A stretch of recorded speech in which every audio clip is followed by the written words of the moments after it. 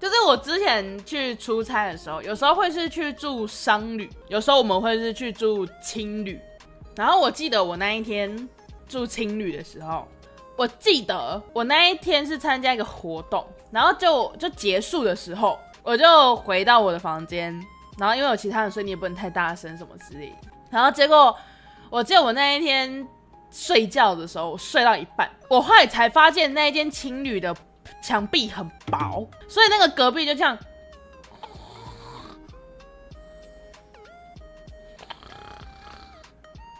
然后我就 Oh my God 怎么可以这么大声？学的好像刚刚不是我睡着，我只是在学习，但我不知道我自己睡觉会不会打呼，应该是不会吧。